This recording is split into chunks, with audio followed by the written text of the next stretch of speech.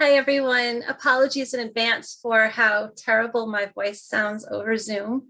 I'm trying to, I've been teaching a class over Zoom and I listened to some of my recordings and I just absolutely hate it. But I'm so glad you're here today. And I was just peeking into the chat box and I saw some familiar names in there that made me feel so good.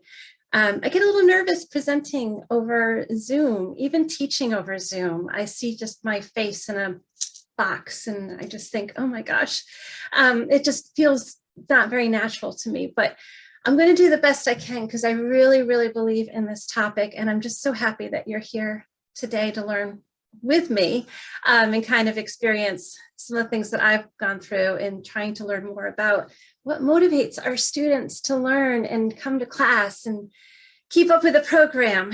So I'm going to share my slides here. So we've got this right up and I've got, there we go. So we're talking right now about adult learning theory, specifically dealing with motivation.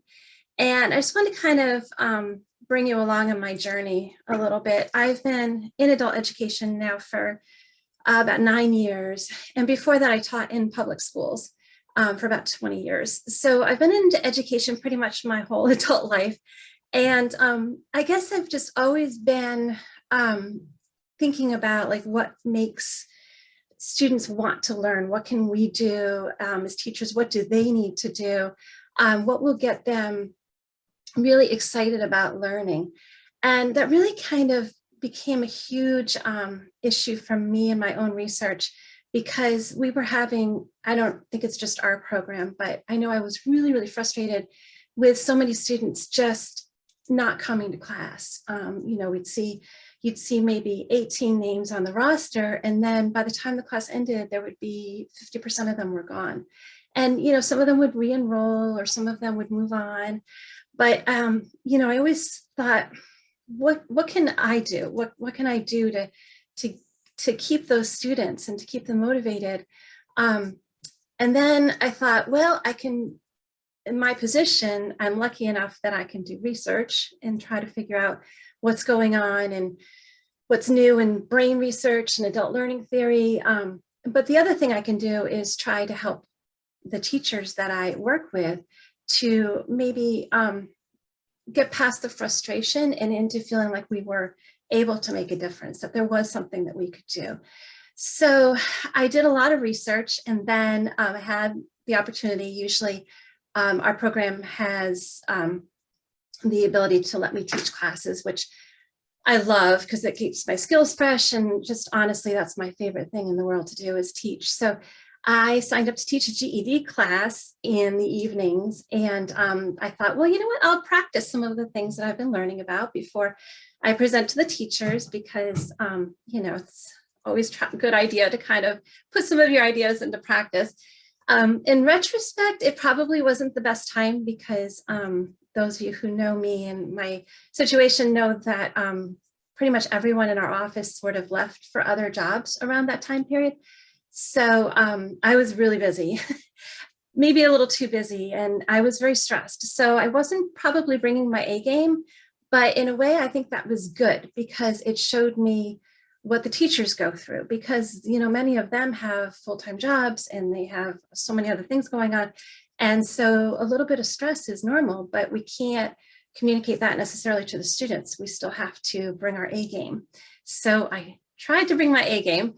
And so what I did was I started, as I said, by doing a lot of research into theories of motivation. So then, as I said, I tried to apply them to my students, specifically the ones where they just stopped coming to class and they seemed to lack motivation. And I tried to feel like, maybe not what did I do wrong, but maybe like, what could I learn from this so that I could communicate it to, you know, the teachers I work with. And I did learn a lot. I really did. So backing up just a little bit, I wanted to kind of take you with me along this process.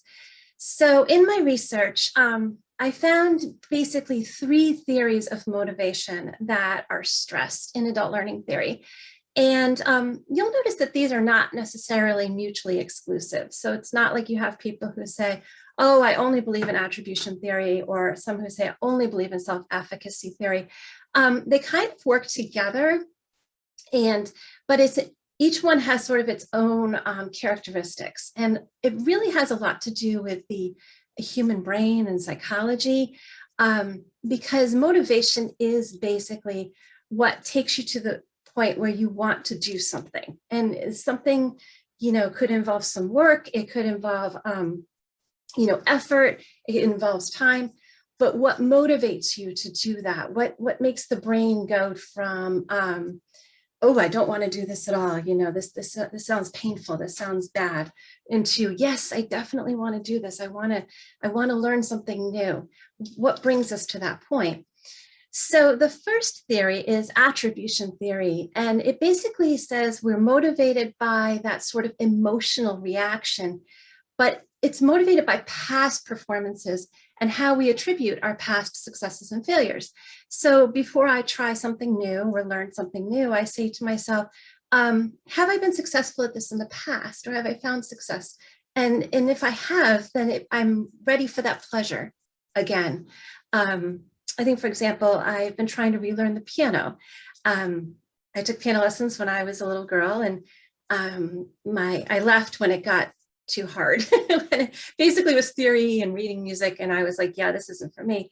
But my dad has end-stage Alzheimer's. He loved the piano, and this is basically the only thing he still remembers. And so I thought, well, this will bring me kind of closer to him, so I'm going to learn the piano. So, what brought me to that point? Well, luckily, I am somebody who loves to learn things because I have had a lot of successes in that area. I usually find that if I put the time and the effort in, I'm pretty smart. And if I practice, I'm going to get it. And then I'll be able to play the piano with my dad, which is my dream. So that, for attribution theory, it says I am motivated to learn something new because I know that I have been successful in the past and I like that feeling. That's attribution theory. Then we have self-efficacy theory, which is not that different from attribution theory, except the focus is on our own self-assessment of our ability. So I mentioned that a little bit when I said, I know I'm good at learning new things, and I know if I practice, I'm going to be good at the piano again. That's my self-assessment. I have a pretty strong opinion of my ability to learn new things. Now, I'm not good at a lot of stuff, trust me. You've never seen me try to run. So I'm not good. I'm not trying to say, oh my goodness, I'm great at everything. I'm certainly not, but I am good at doing research and practicing things and learning things. So that's my belief in myself. My self-efficacy is very strong when it comes to learning new things. And then the last one that I found really referenced a lot was the self-determination theory. And this sort of reminded me of back in the day when I studied Carl Jung in psychology class in college, where, we're always searching for that which will make us feel whole and make us feel complete. And this theory is that everybody has this sort of innate need to feel competent, connected, and in control. And so when we're motivated to do something new or learn something new, it's because we want to feel that competency. We want to feel that we're connected. So those are kind of the three. And as I said, if I were to visualize these, I wouldn't visualize them as separate pages in a book. I would visualize them as something working all together in sort of the psyche of our students. So let's talk a little bit about attribution theory, first of all. And there are three sort of main aspects, or like I would tell my students, new vocab to learn. But the first one is the locus of control. So in attribution theory, remember, we are attributing our successes and failures to a certain feeling, and that's what motivates us. But a lot of that has to do is what we feel we have control over. And that's called the locus of control. So your internal locus of control is where you feel like you personally are in control of the situation. The external locus of control is where you feel that the environment or others around you are acting upon you, and you really don't have control of a situation at all. So I'm sure that you can guess that when we're talking about attribution theory, it's important to have a really strong internal locus of control. Again, bringing up my example of learning the piano, I feel strongly that I am able to do this. I have control over my piano lessons. I have control over my time and my effort. I have my piano all tuned up and ready to go. Actually belonged to my mother-in-law, and it's a very old piano, but it's tuned up. These are all things that I can control. I tell my husband and my children, mom's learning the piano, and they are, God bless them, very supportive. Gee, mom, sounds great, or sounds like you hit a few clunkers there. These are all things that I have control over. But if I don't feel that internal locus of control, I'm going to have a difficult time attributing my successes to what I'm able to do. The other thing is the assessment of stability. So I had to open my mind a little bit with this one, because normally when we're talking about stability is seen as a good thing. But in attribution theory, the assessment of stability is really, if something is stable, that is not always good. So what we're talking about here is an event. So if an event is stable, that's where you feel it will always be this way. So that's where, I'm going to tackle a math problem to help my son with his math, and which never happens anymore because both my kids have gone far beyond my mathematical ability. But if I say in my head, I have never been successful at math before, so I'm not going to be successful this time. That's the event is stable. So that's my assessment of the stability of the event.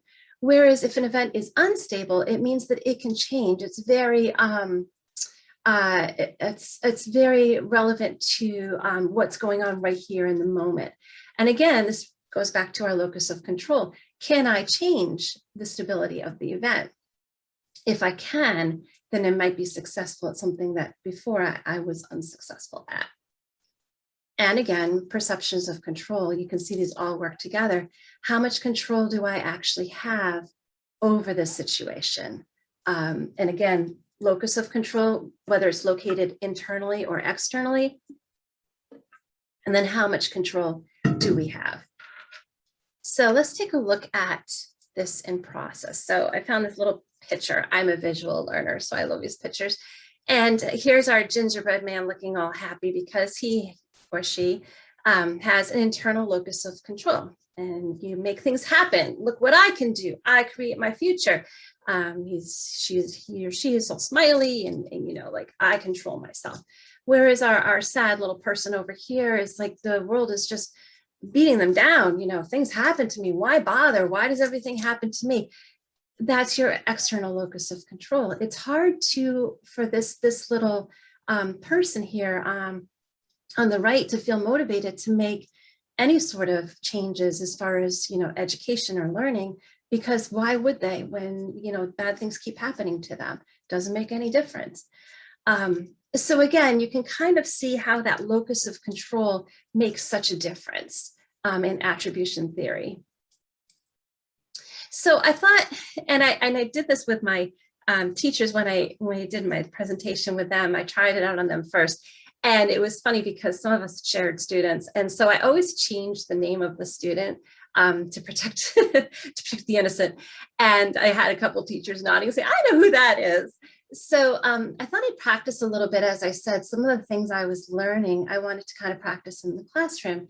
And then I would sort of present to the teachers. And now I'm presenting to you some of the things I found. So I called them case studies because I kind of was thinking of this journey as sort of like a journey of my own knowledge. So these students were all presenting me with this unique opportunity to learn from them. So here we have Nadia. And Nadia is a student who started my class stating she was going to get her GED in order to get a better job. After the first 2 weeks, she stopped coming to class. When I called her to see what happened, she stated that her boyfriend had taken the one car that they had and she had no way to get to class. I suggested taking the bus, but she said she couldn't figure out the bus schedule and would try to study that and would get back to me. After another week of no shows, I called her again and emailed. My calls went to voicemail and my emails were left unanswered. I'm sure this is a situation that many of us have experience with. But looking at this from attribution theory, my question would be, do you think Nadia has an internal or external locus of control? So I invite you to pop over to the chat box now and share with me and with your colleagues what you think. I'm just going to pop the chats up here. Okay, wow, Shirley, you're fast. Okay. Oh my goodness. Of course. Beautiful, beautiful. Yes, indeed. That's a perfect example of someone with an external locus of control. She feels she has no control over the situation. You know, she would come to class, but boyfriend took the car. What's she going to do? And then my suggestion for the bus schedule was something that she also felt she had no control over. She didn't understand the buses. So this gave her an opportunity to just, you know, opt out of coming to class. And so, you know, my question then came to, now it was too late for me to reach Nadia in this situation, but I wondered what I could have done before it got to this point. And that kind of brought into mind, now I know some of you might be thinking in your head, and I know some of my teachers felt comfortable saying, you know, Linda, we're not therapists here. You know, I'm not going to take class time, valuable class time, exploring everybody's locus of control. You know, absolutely not. No, I wouldn't expect you to do that. But if you had a similar conversation with someone like this, knowing that she has this external locus of control and probably is not even aware of that, because many of us are not aware of, you know, our own perceptions and attribution theory. And, you know, our students are older, they might have been like this for years and years and years. Is there anything that you can do? And, you know, what I would have done, I think, in this situation is I would have backed up, and I would have thought about the point where I was suggesting that she take the bus. And I wouldn't want to resolve the issue for her, because that just feeds into that external locus of control, where now I'm taking over and now I'm controlling it. But I might have said something like, you know, would you be able to come into the office, you know, or meet with me over Zoom, and I'll just kind of, you know, I can answer some questions about the bus schedule, or, you know, maybe we can talk a little bit about what you could do to correct the situation, because you shouldn't have to, you know, rely on the boyfriend, especially since, you know, he took the car. That was, you know, he's not very supportive. So, you know, what can we do? So I think for myself, and again, I said these case studies are me learning as I go. Now that I recognize that she has that external locus, and, you know, now I don't think she recognizes that there are ways to bring students into the conversation and problem solving so that they're able to resolve the problems, but you have to sort of bring them there, because they might not know that they have that ability. And then in doing so, they start to take back some of that control. So at the end of this, if we have time, I'm just going to ask you all, you know, just kind of go back to some of these case studies and let me know what you would have done, where you would have stopped the train before it fell off the tracks. But I think it's interesting just to kind of look at that situation and go, okay, I recognize what's going on in Nadia's brain, and not be, I think for me anyway, being in education so long, it's very easy to just write these students off and just say, well, they'll never, you know, it's just frustrating. I can't help those who can't help themselves. You know, I care more about this than they do. If they don't want to come to class, that's their business. And I just feel like there's a point where we can have a conversation with the student before we get there. So anyway, that's perfect. You guys got the idea. Beautiful. So one of the things I think that I learned in doing my research is that awareness comes from within.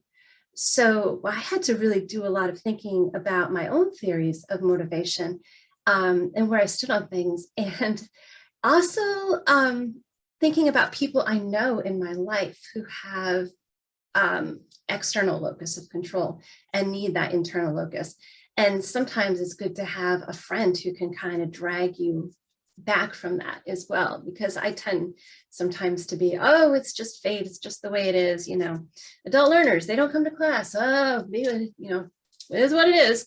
And that's one thing I found myself saying, it is what it is, a lot, especially during the pandemic. And it's just, it's good sometimes to have someone who can kind of bring you out of that and remind you of what you do have control over. So I have these two little outlooks here. My the teachers I work with, they say it looks like one of those, magazines where you take a survey to see what you agree with. But I think it's kind of interesting to just take a look at these two outlooks and see where you fit yourself in, and then see if you feel comfortable with that. Or maybe it's time to kind of have a little bit of awareness about that, because sometimes we can, without even knowing it, bring that kind of attitude to the students. And I don't know, if any of you would do that, but I know for me personally, I was getting to the office at 8 in the morning and working, several different jobs at one time. And then till 4:30, my class started at 5. And when I came into class, I didn't always have the best attitude. And it wasn't always being a good listener, because I was kind of wrapped up in my own outlook. And I did feel at that time period that there was a lot acting upon me and that I didn't have control over. So it's important to just kind of take a look at your own outlook. And I had a video at the end, but I don't think we'll have time for it. But I do recommend to any of you, if you haven't seen it, it's on YouTube, and there's a link on this, but it's David Foster Wallace's speech that he gave at commencement. And it's about, this is water. And it's basically, the story begins with these two fish who are swimming side by side, two young fish, and an older fish swims by them and says, "Hey boys, how's the water?" And they look at each other and they say, "What the heck is water?" And so the idea is that sometimes we're in this environment that we create for ourselves, where it just feels like everything is acting upon us. And we forget that we can change our attitude toward that we do have control. And so if we forget it, I guarantee our students are forgetting that too. So the second thing we had reference to in attribution theory was the stability of events. And I mentioned that unstable events can cause success or failure, but they can be easily changed when one regains control over the event. So even though an unstable event, it sounds like, oh my gosh, that's unstable, it must be bad. Actually, in attribution theory, it's a positive thing, because if you get a negative response, then you know that you have the ability to change certain things, because it's unstable. It's not always going to be that way. The stable events are those that the students believe cannot be changed.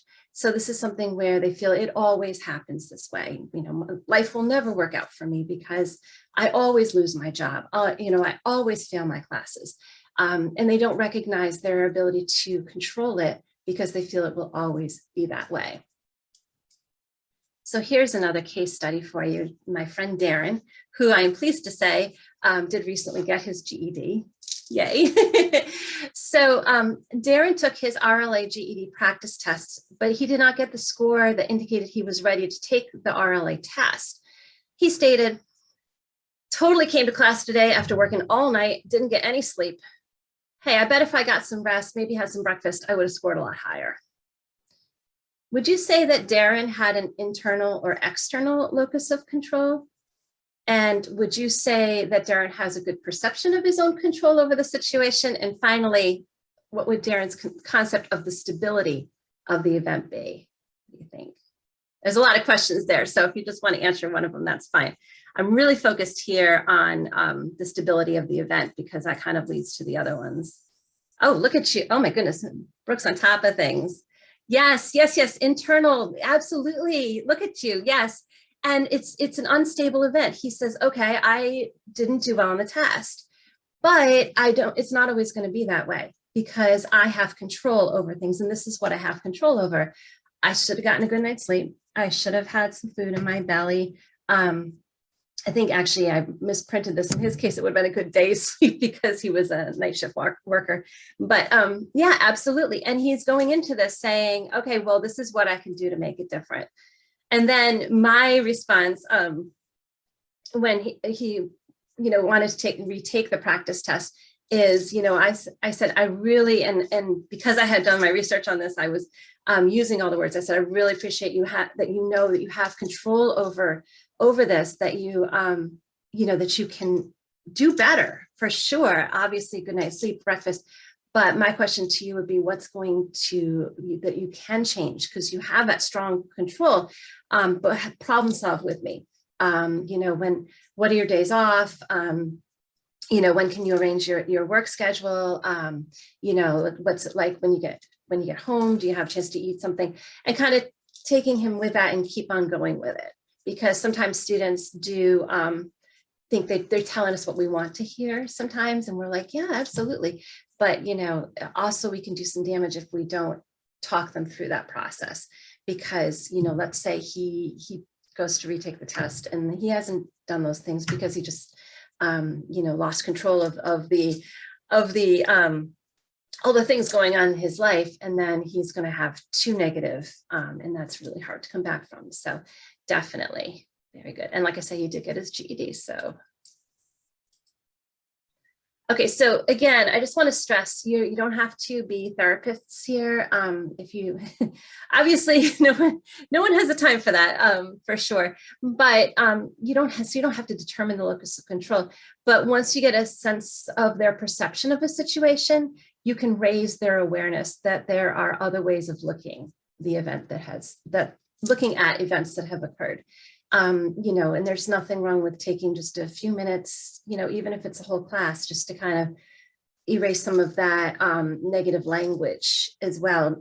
You never want to say something like, oh, you shouldn't feel that way or whatever, because, that is a quick way to get students to shut down. But it could be something where, you say, okay, class, I see none of us, had a really successful time writing this paragraph. I know what I can control. I can control the way I teach this subject to you, because I feel like I did not do a good job teaching it to you, because, nobody learned here. And then I said, and this is what you can control, is you can give me time to redo it. And then we're going to all work together. So kind of using the words like control and showing them that this is water, and they can control how they react to situations. So the second theory of motivation was self-efficacy. And self-efficacy refers to the student's individual belief that they have the capacity within them to achieve their goals. It's often context or task specific. The problem is, of course, because it's based on past experiences. Okay, and many of our students have experienced failures with schooling and learning. They often come into us with low self-efficacy. So they're not coming into us with this, yay, I'm always successful when I learn. So we have to kind of work to have them recognize it. And then we have to work to build on those successes, show them the successes, in other words. So how do we do that? We need to help students experience successes in the classroom by breaking up tasks so they can experience mini successes and get familiar with the feeling of success. That's a lot of successes there. But yeah, don't save the big success moment until the very end. Or, when you get your GED, then it's time to celebrate. Every class has opportunities for students to be successful. And those feelings of success will slowly build that self-efficacy. So we need to draw attention to these successes. Oftentimes they don't even notice it. They're so used to failure that they're just like, oh, I did a terrible job. And we need to give them that specific reference to fall back on. So I know you're able to do this because you did a great job focusing and, studying the other night, and really being specific about our praise. And that will build up that self-efficacy with students, kind of like building up a wall that's slowly been broken down over time. So this is just some ways that can determine self-efficacy. One is, of course, performance outcomes. And like I said, we don't want to wait till the end of the class, the end of the session, because for many of our students, they need that every time they come to class. In fact, if they don't get it even on the first day, if they don't experience some success, they're probably not going to come back. So we have to work on those performance outcomes. verbal persuasion. I've been known to use this very often, not just on students, but on husband and children as well. It's my husband, the way you cleaned out the dishwasher was such a big help to me. Thank you so much. Sometimes I feel like he should know that you're supposed to clean out the dishwasher. Sometimes people need those words to build them up. So vicarious experiences as well. Have you ever noticed in class if one student does well, then you've got some of the others looking, kind of giving side eye, like, well, what do I have to do to get some of that success? So sometimes, in praising someone for something, and it doesn't have to be getting a perfect score on a test. It could be something like, you focused on your writing for a full 20 minutes. And, that's amazing, because that's really hard to focus that amount of time on creating your essay. And then someone else is listening to this and saying, oh, I could do that too. And then the physiological feedback. I love this because they've done these studies that show that when people are successful, it actually activates the pleasure center of the brain. And so, the brain gets those little endorphins flowing, and everybody feels good when you have that high self-efficacy. So it's all a positive thing. So here's my third case study. So this is my first night of class, and I thought it would be a good idea to give students a little practice GED test, just some sample questions on the first night, so that they could get an idea of what the test would be like and see what they still need to work on. I thought I was very clear with them that I didn't expect them to get all the answers, that we were just practicing this so they could have some experience in GED questions. But two of my students left that evening. They didn't discuss their scores. They didn't, talk about how they did, and they never returned to class. When I called them, I emailed them, they made some excuses, and then they just kind of dropped off the face of the earth there. So according to self-efficacy theory, what do you think I did incorrectly in motivating these students? So here's a question for you. What did I do incorrectly? It's okay. You can judge me. I've judged myself. That's how we learn, right? Yes, cheerleading is definitely necessary.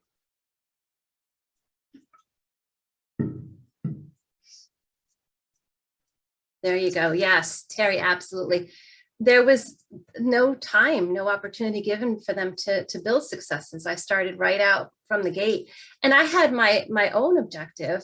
Absolutely, Peg's got it right. Don't do that practice test first up. Test phobic, performance anxiety. You got students coming in with that, the low self-efficacy anyway, and then they get some questions that they can't answer, and they're just like, this is not for me. I'm not going to be successful. I just can't do this. And I almost always started class out, or told my teachers to start class out with some like practice test kind of thing. I didn't have exactly, Melissa writes, the relationship building.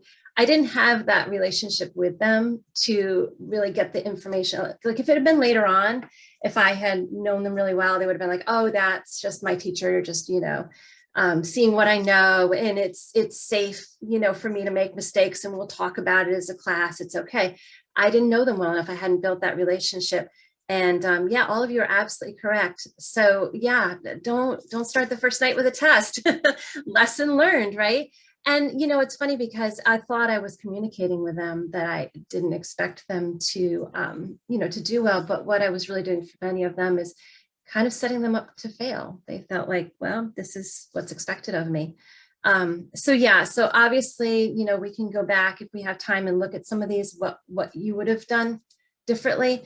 And, I know that I would not do that again. And actually talking to some of my teachers, they were just like, oh my gosh, I always start class with that too. It gives me an idea of what their levels are like. And I said, well, that's what the TABE results are for, or, that may be what the second or third week of class might be that. But in the beginning, we need to build those relationships and build those successes. Start with the successes for sure.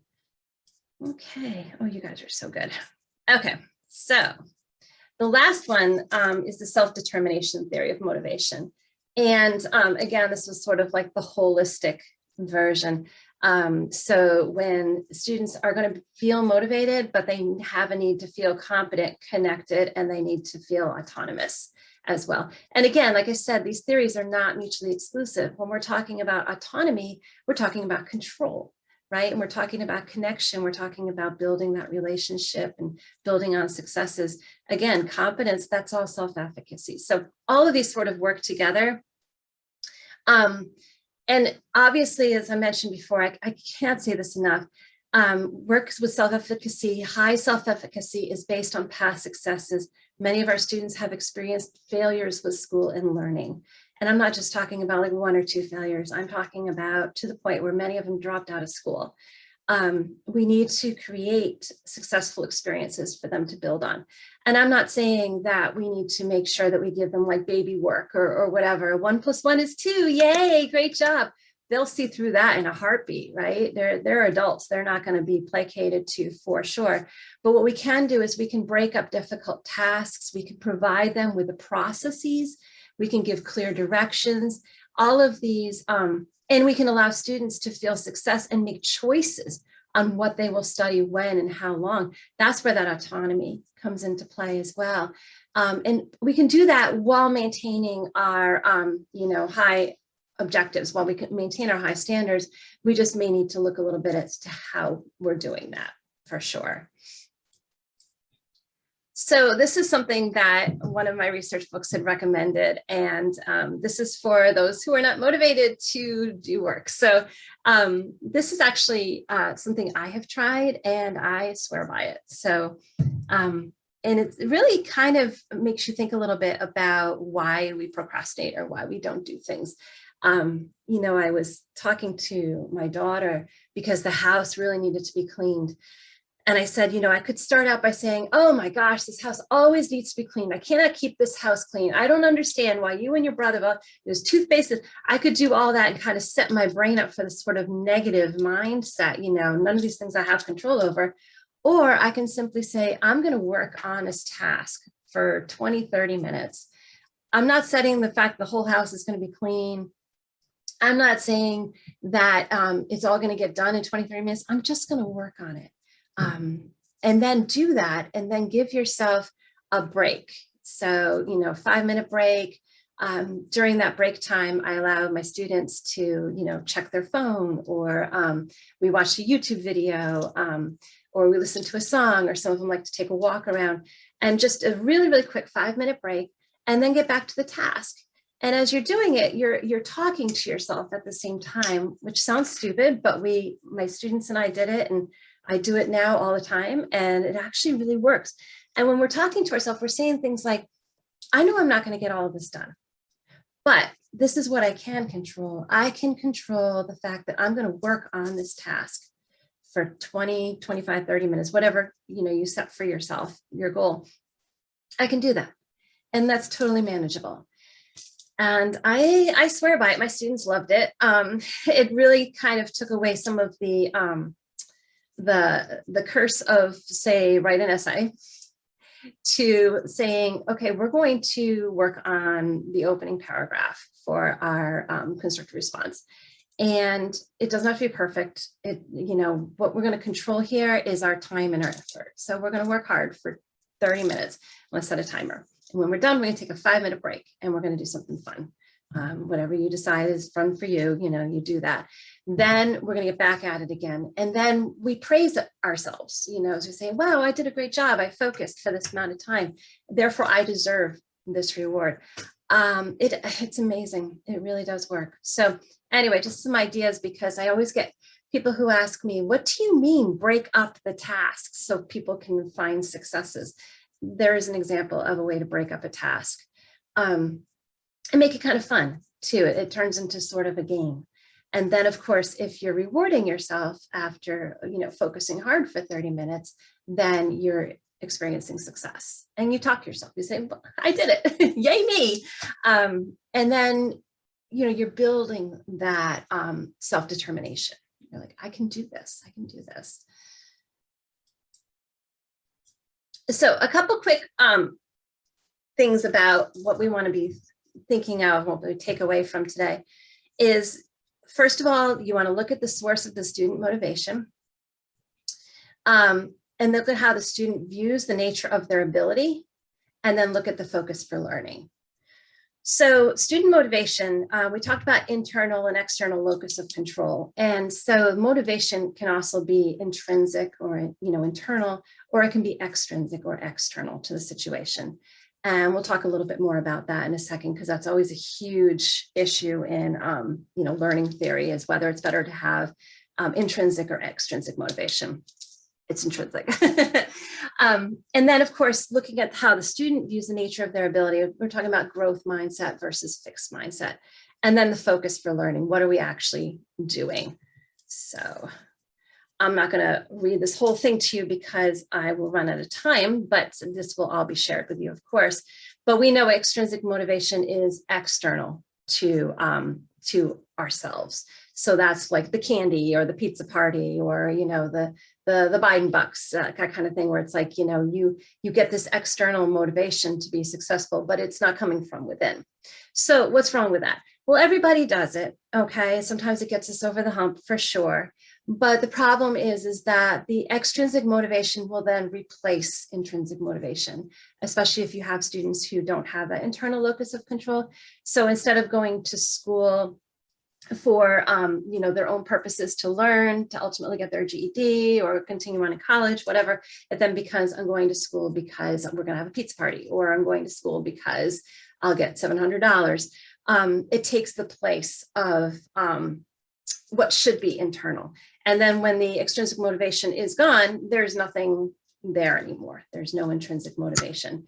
Also, extrinsic motivators are often short-term.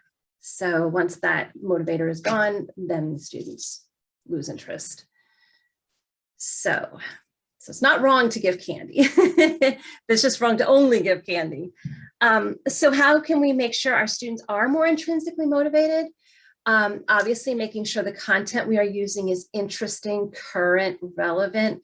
Never teach skills and strategies out of context. Put those worksheets away. It doesn't work towards motivation for sure. Set up learning experiences that allow them to be successful. We've talked about this as well. Give them the reasons they're learning it. Give them the context. Scaffold the new material so they're able to see that success. Reward the process, not the product. So in other words, the time and the effort, these are all things that they have control over. So we reward that as opposed to rewarding perfect score. And again, the parts of the process for which they have control. And then if they do have extrinsically motivated goals, such as like getting a better job or making more money for the family, those types of things, then help them to break those goals into steps so that they have that intrinsic motivation as well. Looking at the face of graduates from years past may not necessarily be an extrinsic motivator for your current student who is reading at like a 4th grade level. So you might need to break that type of thing into steps so that that extrinsic motivation becomes more internal to the students. You will get there. It's just, this is what we're working on right now. So how do we know that we will trigger their intrinsic motivation? That looked like me. I don't understand how you don't understand. Again, working on that mastery orientation towards learning. Okay, we talked about this. The culture of empowerment in class really comes from finding out what students are thinking, rewarding the process, stressing the growth mindset. You're not always going to be bad at this. That's not something that I want to even, have you thinking about right now. I want you to think about what you can do right now. Noticing the internal factors as students have power to change, and then recognizing that, such as their time, their effort, and definitely staying away from negative language like, you shouldn't think this way, or come on, this is easy, you aren't even trying. That really can just feed right into that low self-efficacy. And that's fixed mindset, which is where they think, I'll never get it. I have no control over this. I will always fail. So here's my case study number 4. Tomas started my math class having been very successful in language arts, but nevertheless his scores in math showed some real issues. I started class by reassuring him, don't worry, I hate math too. I've never been good at it. but I promise that I can show you some tricks that will help you get through this. It seemed like I had bridged a divide with him, but he just stopped coming to class after the first week and I didn't hear from him again. What did I do wrong? What could I have done differently? So let's start with the what did I do wrong?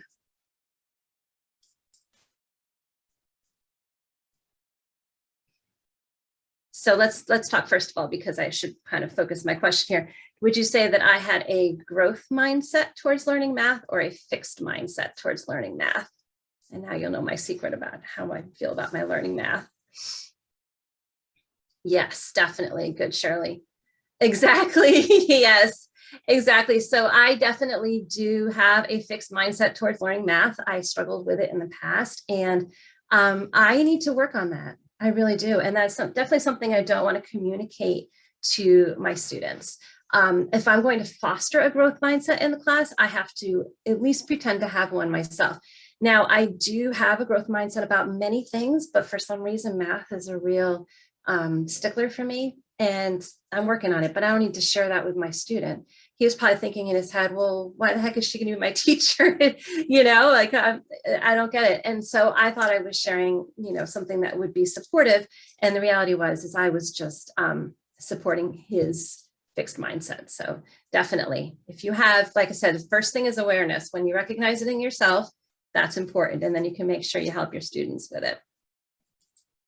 Oops, where did my, oh, can't, oh, there we go. Whoop. All right.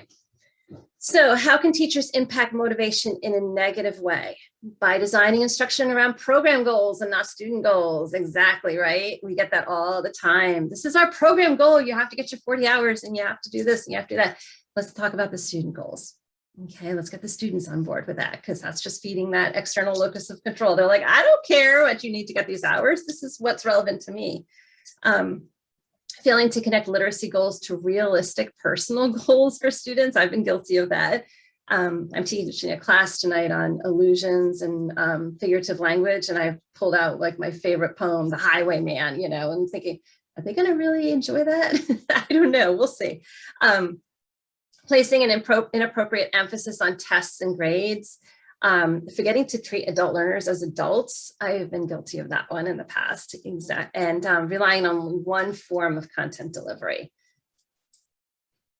How can we motivate them in a positive way?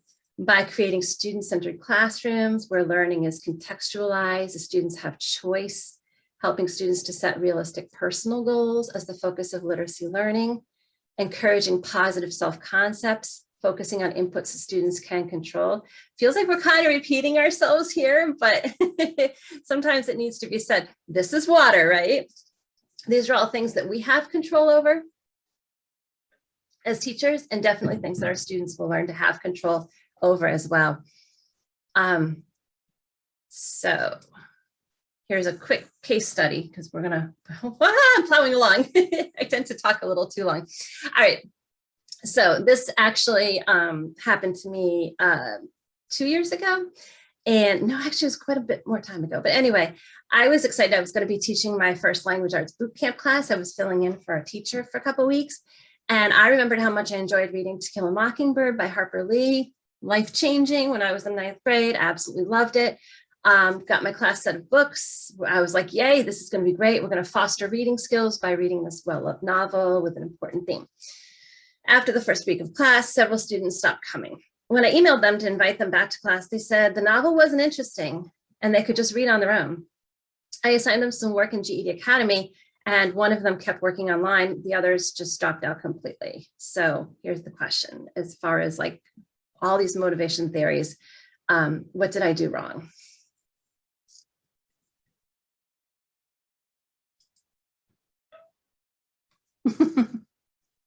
Oh my gosh, Lindsay, that's hysterical. The highwayman came riding and then left. He didn't have self-determination. Well, that and he got shot, but still, I mean, yeah. Oh my goodness. Yes, absolutely, Terry. You have to give the students choices on things. Exactly. You guys get it. Never, put your reading prefaces on a student. They have to have that buy-in. When we think of the objectives that we have to accomplish in a reasoning through language arts class, we can accomplish those objectives by giving students autonomy when it comes to their reading material, as long as they're not, choosing something that's completely inappropriate, but checking with them what they like, what their plans are for the future. And we never want to assume. I did a practice GED question with a group, and it was a little excerpt from Anne of Green Gables. It's in the practice section on GED.com. And one of my students came up to me and said, I would love to read that book with my daughter. Do you have a copy of that? And I thought, oh, Anne of Green Gables, who would have thought? Of course. So, you never want to assume, but we always have to have that conversation with them and give them those choices. That's where autonomy and control comes in. Exactly. Oh, you guys just get it. Beautiful. All right. So just a couple of things to think about when it comes to your materials that you choose and how the materials that we choose can, bring out that motivation. So just thinking about whether they're age appropriate. I know many of our students are reading, writing, math skills at like 4th, 5th grade level, but we shouldn't necessarily be using materials that are created for 4th graders, right? Unless your student said that they prefer that. They might feel some comfort with some of that material, but we want to make sure that we choose materials that are context driven and appropriate and that the students have that type of choice. We need to make sure our materials that we choose are not culturally exclusive, that they are contextualized to our students' needs as adult learners. We need to learn about the students. We need to actually have conversations with them and find out how instruction can work for them by materials that will be relevant to them. And then we definitely don't want to be dismissive of their needs. We can't just give up on the materials and then, think about like why it's not working for them, talk to them and have that conversation. That's when they start to regain that internal locus of control. And then they find success and self-efficacy grows, and slowly but surely you build that motivation. Okay, so I'm looking at the time. We don't have a huge amount of time left, but just some things, and kind of all of you said this in the chat box. I was super happy that you did that because I've had actually teachers who resist this. They're like, no, I choose the materials. And I think most of the time it's people who were taught in elementary schools for a long time. And there's this idea that students shouldn't have the ability to choose content. And, we have so much freedom in adult education, and we're working with adults who have such vast and different stories. And so definitely letting them choose some topics that are of interest to them. And then, of course, providing that feedback, clear, actionable, specific, and timely. Be that cheerleader, right? And reinforces that mindset. You are in control. You are doing it, not just you are doing a great job, but you are focusing your time. Be specific about what they're doing. That is great. One thing that I have been guilty of is saying something like, oh, you're such a great reader. And that, again, reinforces that fixed mindset. Oh, he's, student in the class is thinking, well, he's a good reader, but I'm not. And again, we don't want that. So our feedback should be specific. It should be timely.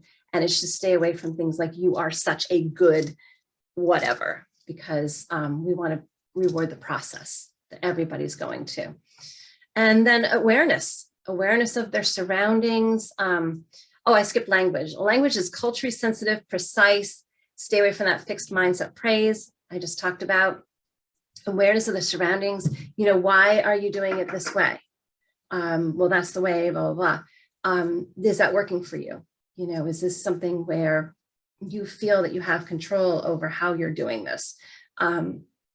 Understanding that brings back that control and ultimately will improve their self-worth, which leads to better motivation. And there's nothing wrong with having discussions like this in the classroom. Students love to learn about themselves and their minds and how they're learning. It's all psychology, and it's kind of fun. And especially those who have children, because then they can see how their children are learning, and they can see if there are any sort of patterns that maybe they could transfer to their children as they're learning. Okay, I did it. I always go over time, but it's 3:26. And so we have a little bit of time for questions and comments. And then Ellen's going to pop back in and show you about survey that you need to complete. But there's my email address. I know a lot of you, we know many of us have been doing this for a while. But for those of you who don't know me, I'm pretty good about answering emails.